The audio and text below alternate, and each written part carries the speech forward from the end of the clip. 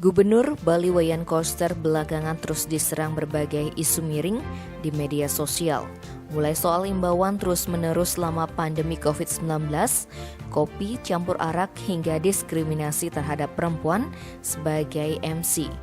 Menepis isu tersebut, DPC dan DPD PDIP se-Bali langsung menyatakan all out membackup Gubernur Bali Wayan Koster.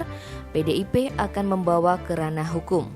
Seperti ditegaskan Wakil Sekretaris Eksternal DPD PDIP Bali, Made Suparte dalam keterangan persnya di Sekretariat DPD PDIP Bali Selasa 21 September bahwa semua kader PDIP kompak dan bersatu padu untuk membackup Gubernur Bali Wayan Koster.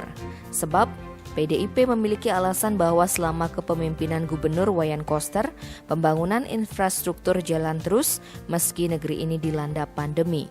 Sedangkan Wakil Sekretaris DPD Internal Cokorde Gede Agung mengajak semua komponen masyarakat Bali untuk lebih fokus dalam percepatan penanganan masalah COVID-19. Anggota Komisi 2 DPRD Bali ini juga mengajak semua politisi dari partai politik manapun untuk mengerem diri. Sebab perhelatan pemilu dan pilkada serentak masih jauh 2024. Tim Bali Express melaporkan.